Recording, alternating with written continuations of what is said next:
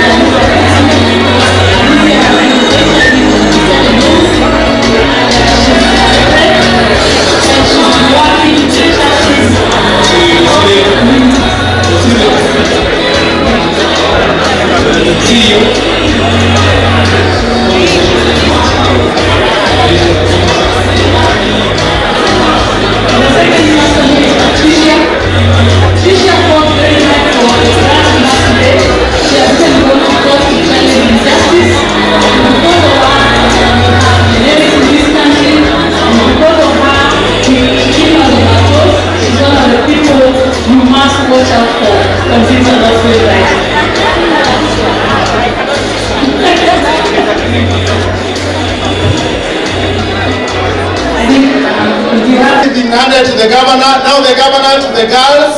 Tuwapigie makofi.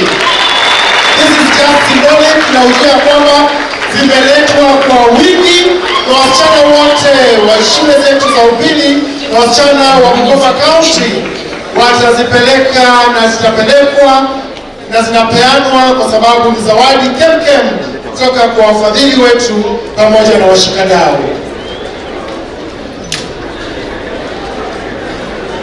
Basi tusimame kwa line vizuri tuonekane kwa picha.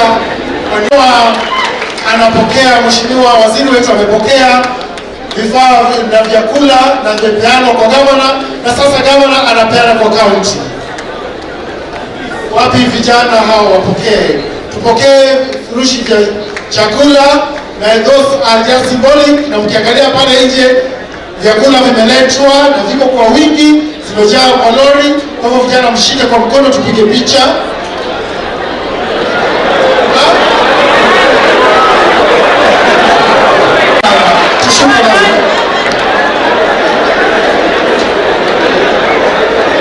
Now we are coming to the launch. There's a program, chief guest, and then from chief guest to these young girls who are representing others.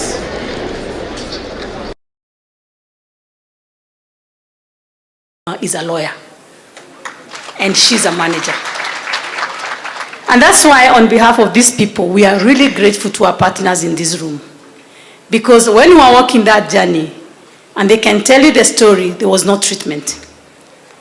And one of the things that happened was we got assistance from elsewhere. American government, we want to salute you and thank you, represented here today, and you're going to speak later. We also have global countries coming together and establish the Global Fund. But most importantly, one important agency that was established was UNAIDS. UNAIDS then began to realize inequalities. UNAIDS began to show us that there were drugs elsewhere and there were no drugs for our people. And UNAIDS brought communities of people living with HIV together to demonstrate on the streets in Geneva, in New York, and demanded that the pharmaceutical industry must let go their patent rights so that you can get generics.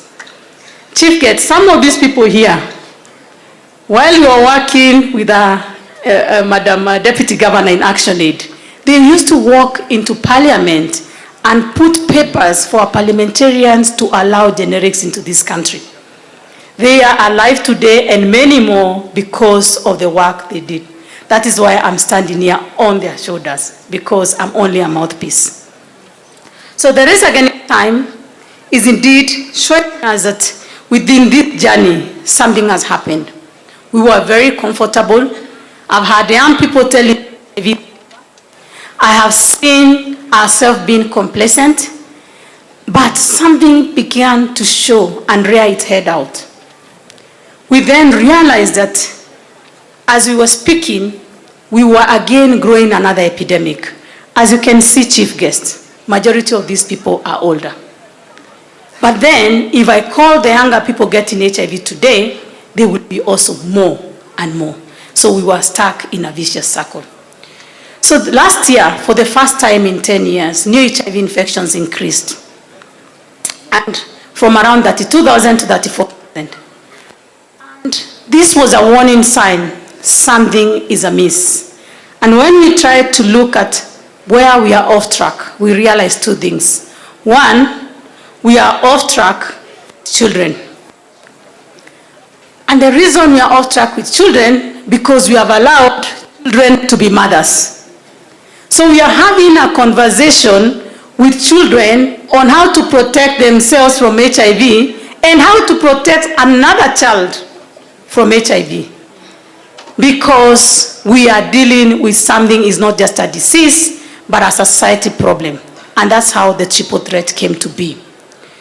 We examined the transmission rates. Chief guest, none of the counties reached the 5%, less than 5% transmission rate we had envisioned in 2021.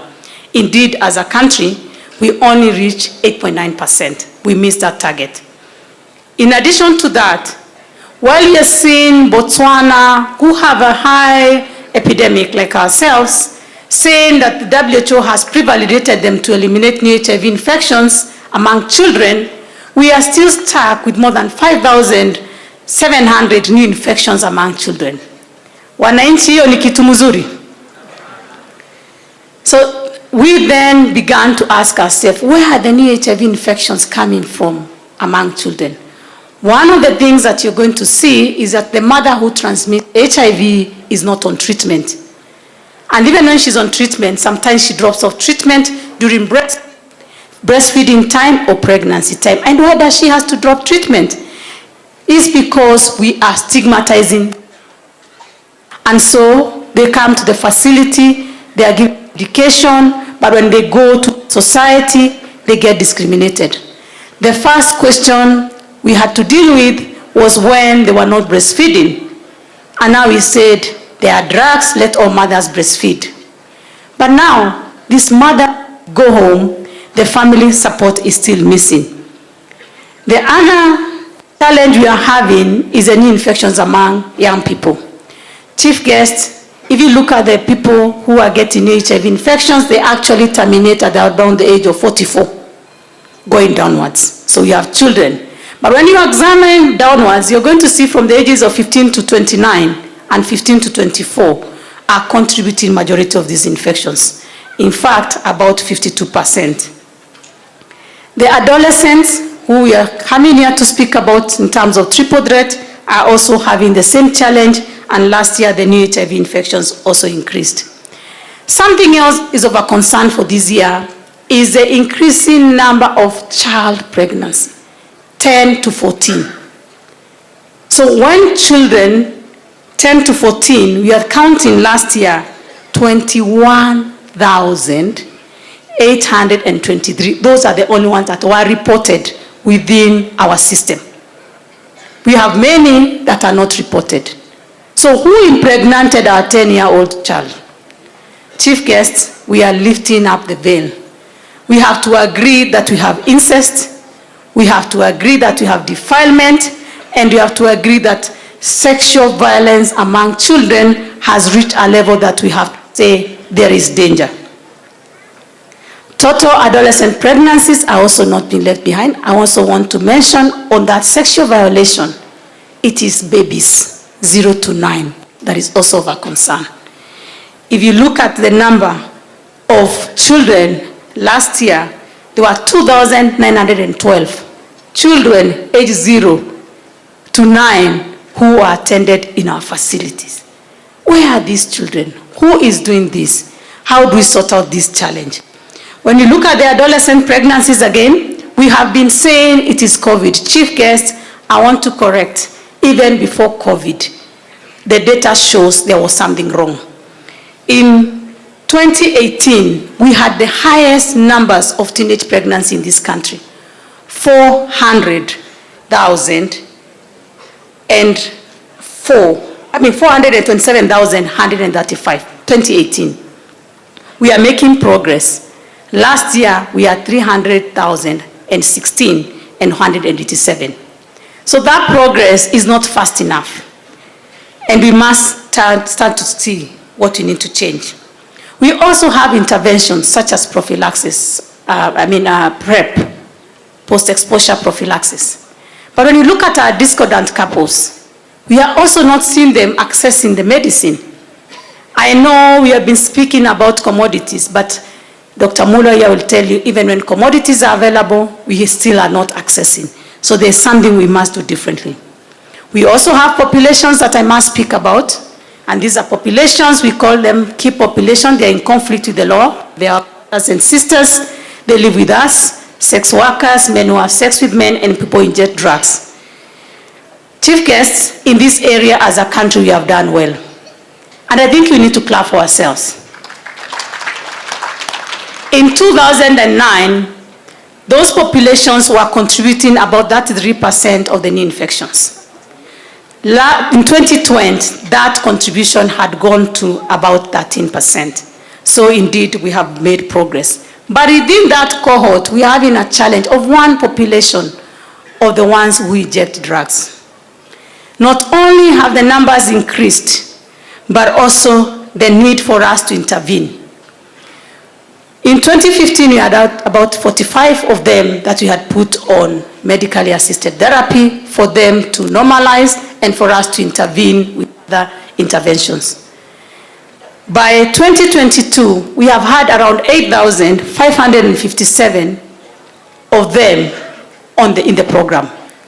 This is not a cheap program, but it tells us something is not right. And we must start from a prevention lens. We must start by thinking, what is alcohol doing to these young people? Wanafunzi wa kibabi. Muko, the bottle you're taking today, it looks very nice. It is peer pressure, but addiction is a disease. What starts as a nice thing to do ends up being a disease that is very expensive. Chief guest, I recently met with a classmate in a get-together, and I looked at him, and the only thing I could remember, it was him staggering in college. He would be staggering. And when I met him, he had yellow eyes. And he was telling me about his liver and what has been happening. I'm sure these young people here may not resonate. Those are many years ago, but I'm meeting an adult with liver issues, and I can remember him staggering in college. What you're being told today, a nice thing to do, may not be nice. We know that young people are being cheated. The first heroin dose is free. The second is free. The third, you start stealing, and then you get to jail. We then have a problem in prison. In fact, Dr. Mura will tell you, one of the programs you're doing is to then help those people inject drugs in prison. So the challenge becomes more and more because of something we could have controlled. Chief guest, on behalf of these people here behind me, AIDS-related deaths also began to increase. And for the first time, where we had celebrated that we had saved more lives, we saw a 14%, almost 15% increase in the number we lost of AIDS-related illnesses. And of this, there were 8,291 men older than 30 years and above, as compared to 6,923 women of the same age. So why are men dying? We have looked at the data. Men are dying because they are not getting tested, and when they get tested, they don't stay on treatment, and then because they don't stay on treatment, they don't get a viral load to undetectable levels, and therefore we lose them. Chief guest, indeed, we find men in the TB clinic. And by the time we find them, it is almost in a situation that we can't reverse. Across the country, we know that those deaths increased in 35 counties. But let me just point out a certain county, not to shame or name, but just to say, as partners, we need to go there and check Samburu County. And those counties are counties we are leaving behind. We are leaving behind because we think that they don't have a large epidemic, but they are losing lives. So we must save because every life counts. For the men, similarly, we must do something. We are also leaving children behind. We find mothers in the hospital taking their medication, but not the children. Sometimes we doubt the data until one of the guys who developed the model told us, So you want to tell me your mothers give birth, so where do the children go? And we kept quiet because we knew that their mothers go into the clinic and leaving their children without medication. So we must do something. I must also say, finally, that we must look at aging with HIV. Some of these people here have established what is called the elderly network of people living with HIV. And they understand one thing, that as you age with HIV, something else sets in, cancer. We lost Joe Morioki. Where is Joe Morioki's son? Here he is. Joe Morioki was the first person who broke stigma and walked inside a media station and said, I am living with HIV, and went around schools, went around churches, telling people that he had HIV. And his son is here because he has taken over from the son, and from the father. And what he's saying, he wants to work on comorbidities. His father did not die of HIV. He lived with HIV, he got the drugs, but he died of colon cancer. So he has taken a journey, and he is going everywhere telling us we must treat comorbidities. And he did. Unataka kusalimia wananchi? Aya, salimiana. Bwana Yesu asifiwe. Praise God. Amen. I am Eric Munyere Murioki, and I am grateful to my dad and all these people standing here. Thank you very much, madam, for giving me the opportunity. Mbarikiwe sana. Thank you very much. And indeed, Anicia allowed to take a clip of her in our report. And I'm pointing at her because she got COVID last year. And then she called me and said, first of all, she texted and she was in ICU. But then later she said, I thought I was going to die of HIV. But then I found myself wanting to die of COVID. And I decided, no, I cannot live 37 years and be taken away by COVID. So she now is reminding us that we must equip every hospital, because she says she was lucky. She was in Kenyatta University Hospital. But then she's saying those others with HIV who also got COVID, many of them succumbed because, of course, of the immunity issues. So she's calling us out for that. Finally, I know they have been on our neck for commodity security. And I must admit, I think we've never gotten a better cabinet secretary. Because when she was appointed, I clapped my hands, I said, she knows the supply chain in and out. She knows even how you can't just walk and bring the drugs tomorrow. She knows the length of time. She knows the industry. And I can assure you, as we give us as technocrats, she shall be able to solve this issue. So we are promising the journey ahead is tough, but we'll do everything possible. And I know she's committed to do that. We also want to say that indeed, the gaps are there, but we also appreciate this group. Chief guest, when we had a challenge on ARVs and we were splitting the drugs, there was an uproar. But then I called them, I said, which is better? Tell me the solution. Should I let you keep your 3 months drug and let your sister or brother die? And this group, they are the only ones who came and supported me and said, split the drugs. Tell the ministry we are okay with that. So we want to thank you because you have been an intergenerational change that you want to achieve today. Thank you very much, and indeed, we are privileged to have you. Asanteni sana. So, Chief Guest, with that breath, allow me to invite partners who are not going to salute the long salutation. Your Excellency, the Governor will allow us to cut short that part. I would like June to tell me if I should proceed, or do you want to break into 39 million lives that have been lost, but also to really take a look at the work that we do and celebrate the work that we do and the lives that have been saved, as well as the individuals who are living with HIV. It was really so inspirational to see everyone on stage and just the stories that we're hearing. So I'm grateful for those stories, and hoping to continue to understand more as I continue working here in Kenya. The President's Emergency Plan for AIDS Relief, or PEPFAR, as was described, has invested more than $100 billion globally. But here in Kenya, it's been over $1 trillion shillings that have been invested since the beginning. And we're proud to work in concert with the government of Kenya, and tremendous progress has been made. We're currently over 1.2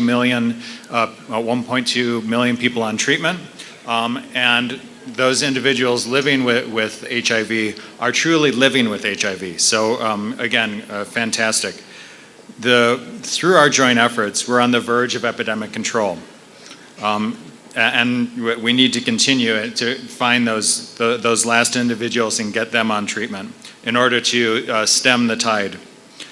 In 2023, PEPFAR will be celebrating our 20th anniversary.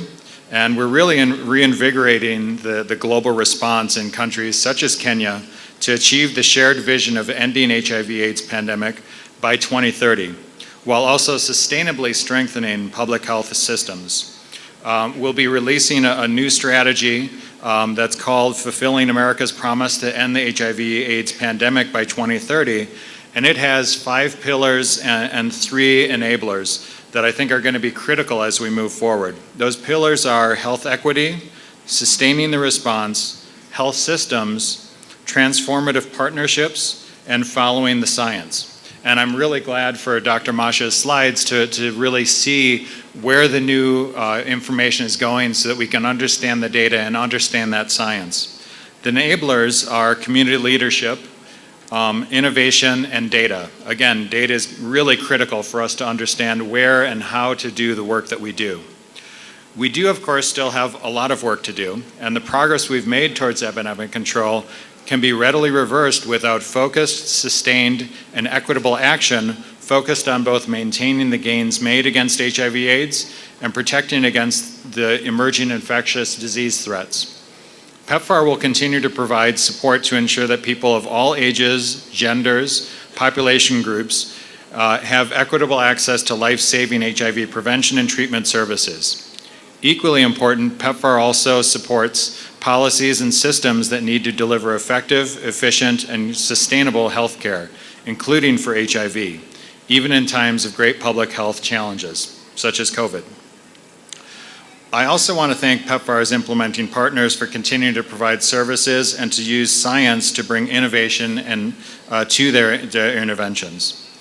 PEPFAR's investments in Kenya have supported HIV services at over 2,800 community health centers, community health clinics and labs, has trained thousands of healthcare workers and enhanced disease monitoring, provided supply chain support, health and laboratory information systems, built community capabilities, and applied routine and rapid analysis of data for decision making. We will continue to collaborate with the government and communities to support enabling environments to erase barriers to quality HIV services, such as stigma and discrimination. So in closing, I'd like to express my sincere appreciation to the Kenyan government for the leadership and progress in the HIV response. At this very important event where we commemorate World AIDS Day.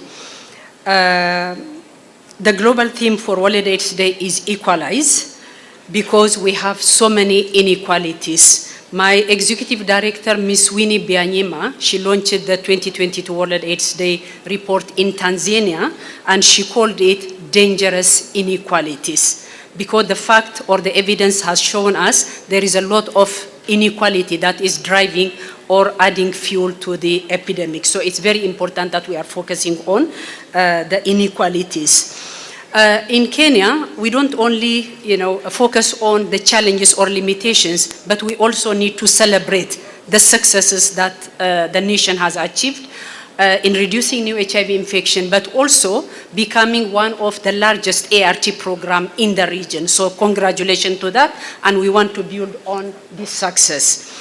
The Global AIDS Strategy has 3 main focus areas. I don't want to go into details, but I want to highlight on the structural barriers that speaks to the national theme that is addressing gender-based violence, stigma and discrimination, but also looking at what are the criminalizing environment that we have so that it doesn't push back people from accessing services.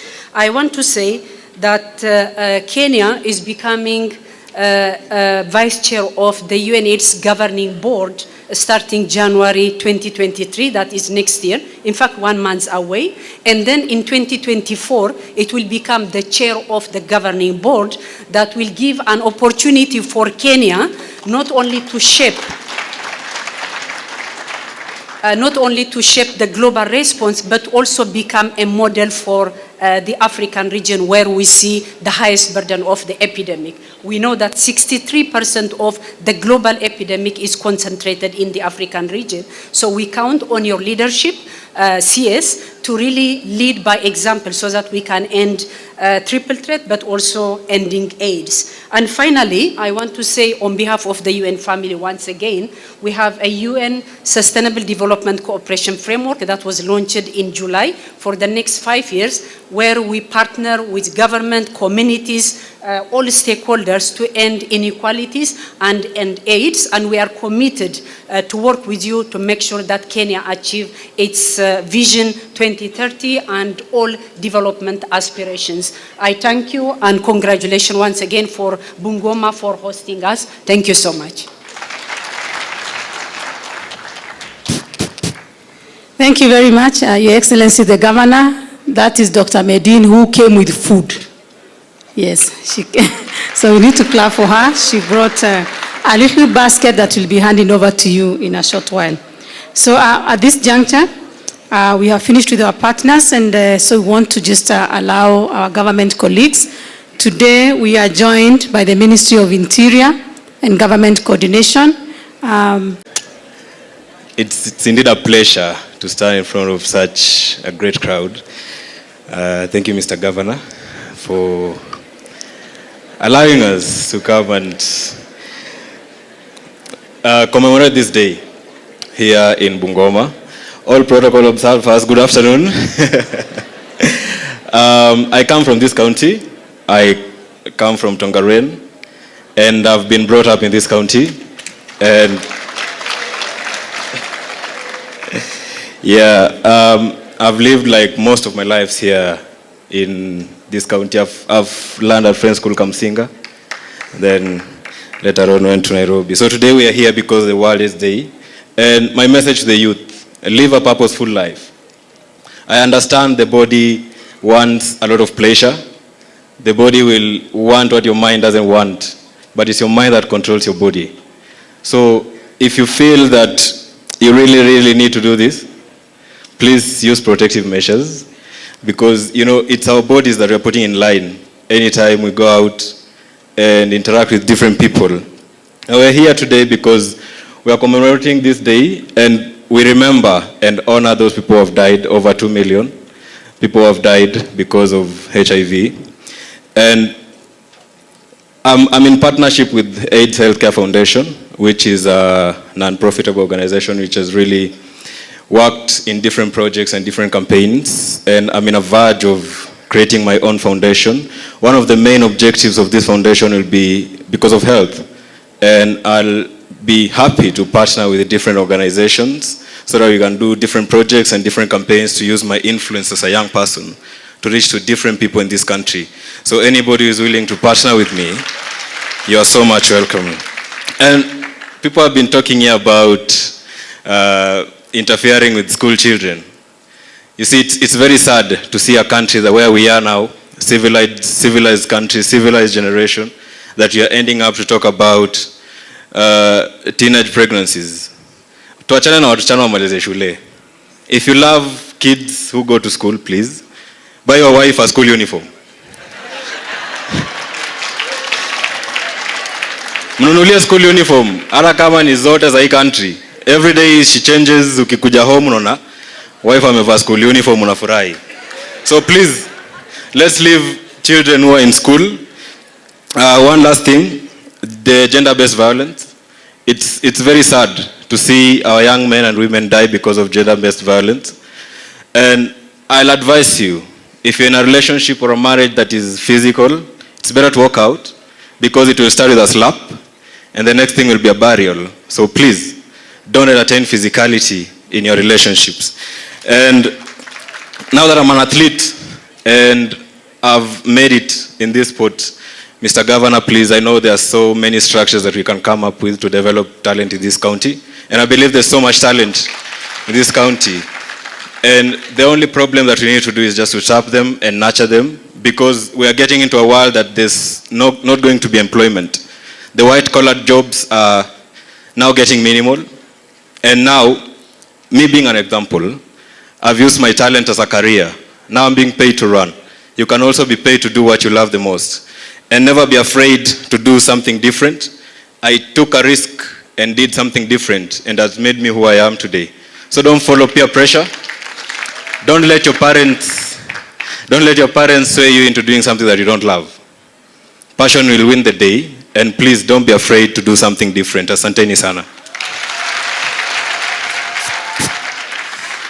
Thank you very much, Freddy Komanyala. Freddy Komanyala is the fastest man in Africa and soon to be the fastest man in the world. Madam CS, I left my phone in the podium when Frederick was speaking, and I was a bit anxious because he is the fastest man in the world. So I wasn't sure that if he decides to take a run, whether anyone here would get him. On a light touch, comrades power. Comrades power. I want to have a... Let me thank the people of Bungoma profusely for bringing me back to this space. Sitawahi sahau. It's not easy to be voted for, to lose and come back. Most of the times you lose and go and disappear from the political scene, but the people of Bungoma have been gracious enough to give me yet another opportunity. Secondly, I also want to take this opportunity to congratulate Madam Susan for this very well-deserved appointment as the CS Health. We feel greatly honored as people from this region, and we want to thank His Excellency President William Samoei Ruto for that appointment and for honoring what he promised during the campaigns. Thirdly, I would like to thank the organizers, Madam Masha and your team, for making this look the way it looks today. I've also been around in several of these functions, but I must admit that this is very well organized. It deserves a standing ovation as a national event. We are very happy and very, very, very proud as Bungoma to host this year's World National AIDS Day. Bungoma is strategically located because we are on transit, and that's why the numbers have been going up. And therefore, we've just come here as a wake-up call to see what we can do to address this problem. I remember last time when I was a governor, I challenged the people that we do a public testing of HIV. When I looked behind, the line was not there, everybody had disappeared, I was the only one. I want to encourage you that it's important to know your status. Because when you know your status, if you are positive, you will not infect others. If you are positive, you will be more careful in the way you operate. So I want to encourage all those who are here that after this you can go and check. Normally it's very confidential. These days it takes very few minutes. The first time I checked, 15 minutes were like 3 hours. Because even if you are sure, you are not sure until the results show negativity. But I want to say to one of the problems that has contributed to that is because of being on the highway with truck drivers, especially on the northern corridor. The main flash points other than Kandui and Mutembei include Mariakani, Mlolongo, Salga, and Malaba. So we are not saying that they are positive, but you see the chances of transmission are very high because they are on transit. So we want just to be very careful, and we want to do everything possible to ensure that we don't get infected or get affected. I know we have been affected in one way or another, but we want to encourage everyone to know their status, like I've said, because HIV/AIDS is not a death sentence the way you have seen. You can live with it if you are diagnosed early enough. You can be able to live longer. We were going around with the CS, and we came across some very well packaged condoms. And we said, no, if people think out of the box and package them that way, people will be encouraged to buy. Because this, I mean, what happens when people go to the supermarket, they feel shy. They say, utanipatia hiyo kitu ama utafanya nione vile nitaipata.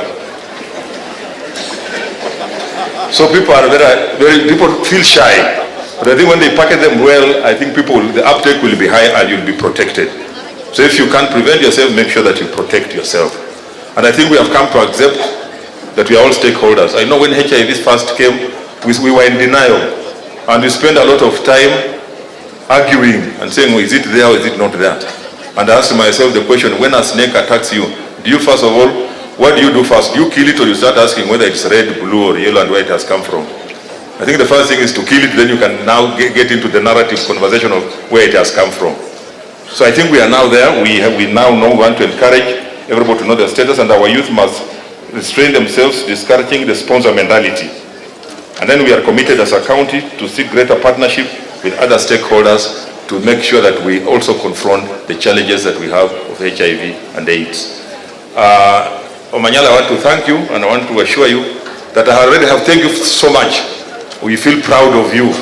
And if you go to Mount Elgon, a place called Chemoge, I'm putting up a high altitude training center for sports, for athletes, because I knew that people like Omanyala will come from this, I mean, they come from here and we'll have more of them coming to visit us. Because I know we have been sitting here for a long time. I also want to assure you that we are doing empowerment programs, women empowerment, youth empowerment, because one of the challenges that we face is poverty. Poverty has contributed a lot to these problems that we are facing today. There are high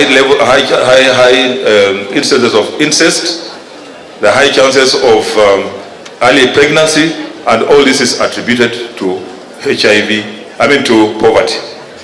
I worked in some parts of this country, and when we told people there's HIV, walisema ng'ombe anakufa na nyasi kwa mdomo. You get me? Ati ng'ombe anakufa na nyasi kwa mdomo. And HIV cleared very, very many people. So we need to change our attitude. You don't need a budget to change your attitude. We just need to change our attitude towards some of these things, and I'm sure that we'll confront this challenge together. And I think we also shifted, Madam CS, we also shifted. When COVID came, I think we focused too much on COVID-19 and forgot about HIV. No wonder there's now a rise. So we need to go back and really focus on all these other diseases that we have as a country, so that we are able to move forward. But COVID was an equalizer, and I want to agree, even as a county, what we want to do is primary health care. We really want to focus on the rural facilities, because that is where most of our people are. We want to equip them, we want to equip our dispensaries, so that when you go there, you can get the treatment that you can get from, say, Bungoma Referral Hospital. That we are doing, and we are giving a lot of money to our health facilities. So I don't want to take a lot of time, because I know we have a long way to go. I want to thank the Vice Chancellor and your students, the comrades who are here, for hosting us. You are now our pride. Anytime we have wanted to hold a national event, you have been very receptive. And you have also had very disciplined comrades. I want to thank you, and when I'm settled in properly, I'll come to visit you properly. And you know what I mean. I normally, those of you who know me, I'm very magnanimous. And when I come, you will stay well that day. So kwa makofi nataka tutayarishe, tumkaribishe waziri wetu, na I'm sure hii ndio safari yake ya kwanza. It is an honor indeed to join you today as we commemorate this year's World AIDS Day. I thank you all for the time you have taken from your busy schedules to join and lead us in observing this day. And from Mulwa and Governor, I did not expect such a large gathering. I thought it will be very few of us. This day allows us to reflect on our accomplishments, examine our gaps, and grow our resolve to end AIDS as a public health threat in Kenya. Your presence here reflects your continued support and commitment to ending this epidemic. In more than 3 decades, our collective efforts have restored dignity and hope to people living with HIV and affected families. We also know that along this journey, we have lost more than 2 million Kenyans, men, women, and children to AIDS-related deaths.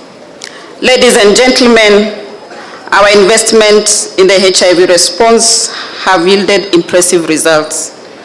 People are more knowledgeable about the disease, with many of them adopting protective behavior and practices.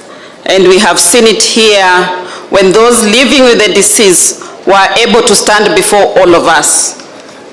We have also increased the use of scientific technologies and tools and empowered communities to access HIV services. The initial sense of powerlessness that acquiring HIV would undoubtedly lead to untimely death experienced 38 years ago has been replaced by a movement of strong actors, including the communities of people living with HIV represented here today. Working together in our HIV response yielded a 58% decline in annual AIDS-related deaths from 52,964 in 2010 to 22,373 in 2021. This encouraging performance reflects a five-fold increase in the number of people living with HIV on life-saving antiretroviral treatment from about 250,000 in 2010 to 1.12 million in 2021. Ladies and gentlemen, even as we celebrate the progress we have made, we remain alert that this battle is not over. HIV cases increased by 7.5% in 2021. That is not a good thing, my fellow countrymen. While women and girls continue to bear the brunt of the new HIV infections, the treatment outcomes for men and boys remain poor. This is not good news. And I can tell it is the truth because I know the men, they have to be reminded to do many things, even showering, Governor. Therefore, for the women who live with men, please remind them to take their ARVs. We are also faced with the challenge of stemming new HIV infections among adolescents and young people aged 15 to 24 years. These infections are primarily driven by the layered challenge of adolescent pregnancies and sexual and gender-based violence, now dubbed the triple threat. And our athlete has given us a solution that I believe doesn't need a very big budget. For us, kutengenezea wamama wetu uniform, sidhani ni bei kali kushinda zile nguo zingine wanavaa. I think it will be very easy. These overlapping challenges of new HIV infections, pregnancies, and sexual and gender-based violence among our children negate the gains we make in the health and education sector. They are not only disruptive to an individual, but the whole society. Child motherhood has long-lasting, severe health consequences for the girls. The government is committed to realizing the right to health through universal health coverage systems. We know that more than half of the 1.4 million people living with HIV are older adults who are also vulnerable to non-communicable diseases, including cancers. A new HIV infection today affects both the individual and the society at large. We will invest in primary healthcare model that promotes cost-effective preventive and curative care. We are committed to safeguarding the gains realized through donor support in HIV, TB, malaria, family planning, immunization, and nutrition programs. These programs has over the years relied on bilateral and multilateral donations arranged to finance essential commodities. This external funding has in recent years declined. To address these gaps, we have prioritized commodity security, including through the scale-up competitive local manufacturing. We will leverage on digital solutions to enhance our prevention and treatment programs. Ladies and gentlemen, Kenya recently joined other member states in a global alliance to end AIDS among children and adolescents. While HIV is no longer a death sentence, prevention of the disease remains the best viable option. We must invest in our response to eliminate mother-child transmission of HIV. Kenya now should join countries such as Botswana, who are recently pre-validated by the World Health Organization for having eliminated mother-to-child transmission of HIV. This milestone will only be possible if we cooperate as citizens, scientists, government, and other stakeholders. Finally, ladies and gentlemen, I reiterate our commitment to end the AIDS pandemic by providing the highest standard of health to all Kenyans. I appreciate all stakeholders, including donors who have supported the HIV response in Kenya over the years. You have indeed played a critical role in averting new infections and AIDS-related deaths. The government, through my ministry, the county governments, and other partners will continue working with stakeholders to realize the vision of an end to AIDS. I want to take this opportunity to also wish you very, very happy festive season ahead. Watu wa Bungoma muko? Bandu be Bungoma mulembe? Muli balamu? Mulembe swa? Mulembe mya? Mulembe te? Muli moyo? Asante sana. Ningependa kuwaletea salamu kutoka kwa rais wetu Daktari William Samoei Ruto. Mumezipokea?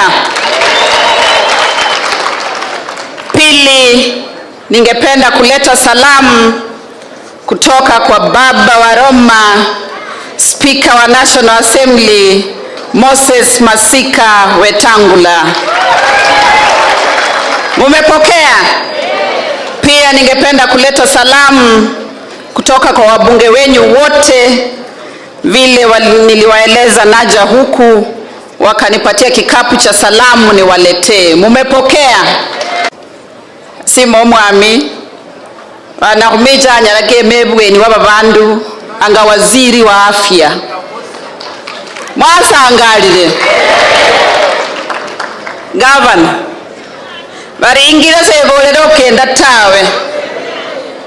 Wadeze saa ine khale khundebe ino, barikira mwamba ngoma huvuta kwake.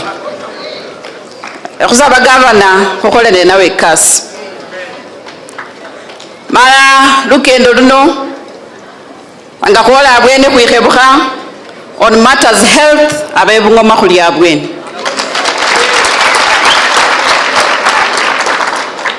And that will only be possible if we work together. Yesterday, I met the Council of Governors, the Health Committee, and we agreed that we are not going to address each other in the media. As the ministry, we are going to collaborate. You have your distinct function as the county government of Bungoma, and we also have our function as the National Ministry of Health. But the people we serve are the men and women sitting in this place. Our clients, both for you, the county government, and my ministry, ni hawa wa Kenya. Kwa hivyo lazima tufanye kazi pamoja na tuwahudumie. Si namna hiyo? Comrades muko? Mupo? There could never have been a better time to bring such a function in this institution. As you have seen from the figures that have been projected, the age group that is most affected with the new infections is 15 to 29 years. And girls and boys, let me tell you, the cost of P2 is much more than the cost of a condom. And in fact, you can never get P2 for free, but you can get a condom for free.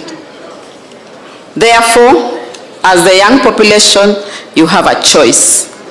and to assist the government and the citizens of Kenya in managing this pandemic. Tumeelewana comrades?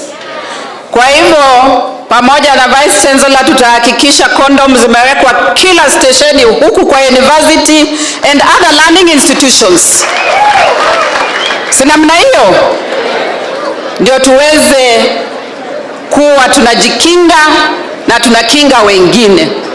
Lakini mimi kama mama Mkristo, if you can abstain, the better for you. Asanteni sana na Mungu awabariki.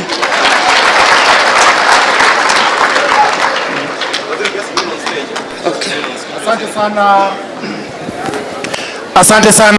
Unataka kufanya nini yodo? Nataka ku expand business, nitaweka gari nyingine. Oh, sasa bro, acha nikueleze. Kuna app inaitwa VIP.